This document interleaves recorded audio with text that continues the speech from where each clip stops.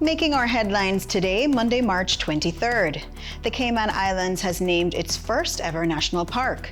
This World Meteorological Day, the National Weather Service looks ahead at the 2026 hurricane season. And 19 youngsters have been selected to represent Cayman at the 2026 CARIFTA Games.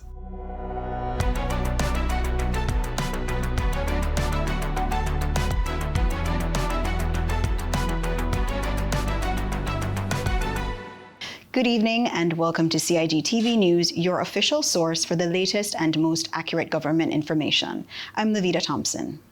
The Sister Islands Agriculture Show took place last Saturday, March 21st, and was not short of excitement. Among the day's highlights came a special announcement from Honorable Premier Andre Ebanks. Supported by the caucus and cabinet, announced that the management plan for the Hemington Forest was passed in cabinet, making it the country's very first national park. The country's first national park is in the BRAC. Hemington Forest, which is just down the road from here, is over 190 acres of protected area that now can be accessible for public natural enjoyment and use right here in the beautiful, unique BRAC. Hemington Park is a 194-acre protected area located in west central Cayman BRAC and is home to a rich mix of native wildlife, including the Sister Islands rock iguana, Cayman BRAC parrot, and the iconic yellow mastic tree. Officials say the plan introduces a comprehensive framework to protect the forest's biodiversity while enhancing access for residents and visitors. Proposed upgrades include improved walking trails, new signage, and a canopy-level observation tower observing views across the forest. We will be sharing more from the Sister Islands Agriculture Show tomorrow, so be sure to tune in. Today, March 23rd, recognized as World Meteorological Day, the National Weather Service is highlighting its role as the Cayman Islands' most prominent meteorological resource. Director General Kerry Powery visited our studios to share more. The theme for this year is Observing Today, Protecting Tomorrow.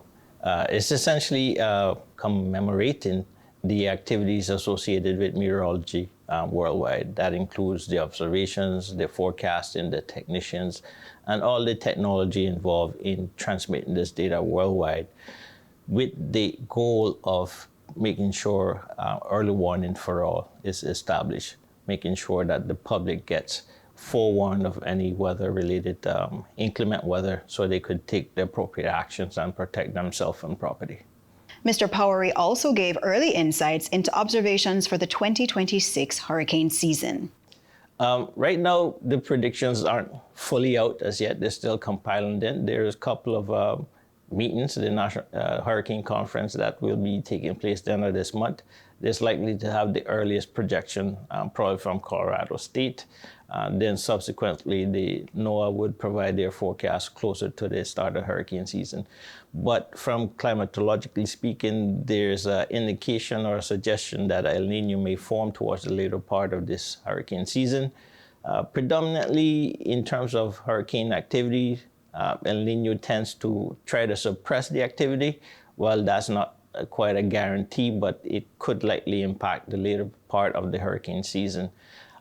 Again, as we transition from La Nina phase to El Nino, there's a little bit of volatility, so maybe some activity is likely to fluctuate a bit, but as usual, hot, muggy weather can be anticipated, and hopefully the hurricane season is not as active as we had in the past. But again, as we saw last year, Hurricane Melissa was a major storm that impacted the Caribbean, and that was a Category 5, second strongest hurricane in the Atlantic season. So it just takes one storm to make your whole season active. So preparation is the key, heeding our messages and that of our partners, HMCI and the government, will help a long way to mitigate some of this risk. He closed by reminding the public of where they can find the latest weather information. We have our website, weather.gov.ky. Actually, we are doing some tweakings to that, so stay tuned. You may see a little different change and feel to it coming soon. And we have a WhatsApp channel. That's where we post all our information, even our graphics in terms of warnings. We have Facebook as well. And we are partner agencies like HMCI and government would post any relevant weather alerts on our behalf as well. So you could use those channels to stay informed and be aware of any weather associated in the Cayman Islands. As a reminder, CIGtv is a proud partner of the Cayman Islands National Weather Service and provides reports directly from NWS here on our nightly newscast. Now for today's sports news. 19 of Cayman's top youth athletes will be headed to Grenada from April 4th to 6th for the 2026 CARIFTA Games. The team was announced at a press conference last Friday, March 20th at the Truman Bodden Sports Complex.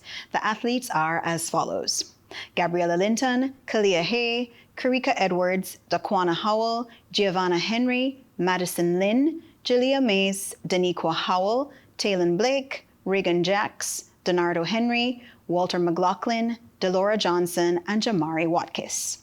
Congratulations and best of luck to the team, coaches, and parents. We look forward to reporting your performance. Let's take a look now at our weather forecast. Tonight will be partly cloudy skies with a 20% chance of showers. Temperatures will fall near the mid-70s. Winds will be northeast at 10 to 15 knots, while seas will be moderate to rough with wave heights of 4 to 6 feet. A small craft advisory is in effect as a high-pressure system remains dominant over the southeastern United States. For local weather updates, be sure to visit the Cayman Islands National Weather Service website, weather.gov.ky, and follow their Facebook page for the most reliable coverage. If you're watching us on the CIG YouTube channel, don't forget to like, share, and subscribe to stay informed with the facts straight from the source. That's all for today's news brief. I'm Navita Thompson. Have a wonderful evening, and we'll see you again tomorrow.